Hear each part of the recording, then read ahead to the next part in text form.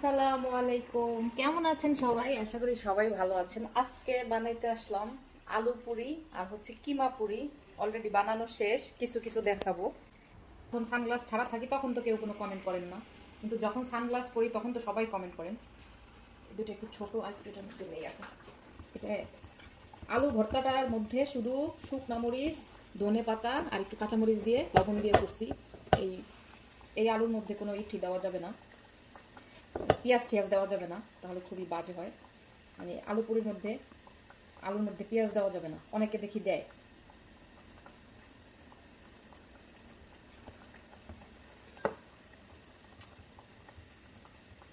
কারণ বাসায় আজকে মেহমান আসবে, একটা আপু আসবে, তার জন্য আর কি অ্যারেঞ্জমেন্ট করতেছি।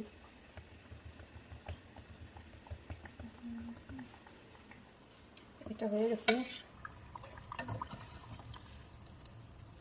তেলালা জিনিস খেতে তো মজাই লাগে, বাট খাওয়ার পরে ঠেলা বোঝা যায়। বিসমিল্লাহির রহমানির রহিম।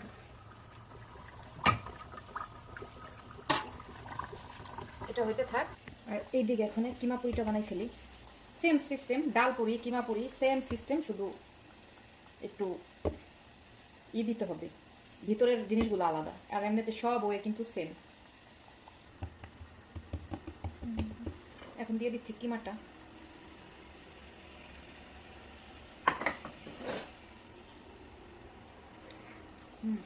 মজা, এটা কিন্তু গরুর কিমা।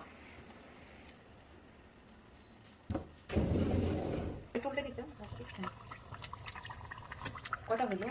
আলু পুরি 2 4 6 7টা হয়েছে, হয়ে গেছে।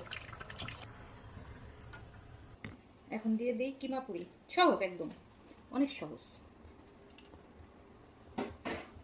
ওগুলোর সাইজ কিন্তু ছোট ছোট হয়েছে, দেখো, আর ওগুলোর সাইজ অনেক বড় হয়েছে। এটা হচ্ছে একদম মানে গরুর কিমাটা শুধু একটু কাঁচামরিচ আর 2টা রসুন আনাম দিয়ে শুধু ওটা ফেলে দিছি। রসুনটা শুধু তেলে ফ্রাই করতে হয়, আর একটু গোলমরিচের গুঁড়ো দিছি, আর কিছু না। এই পুরি আছে না, বেলুন দিয়া ডলা দেয়, কিন্তু আমি হাতেই করি অলওয়েজ।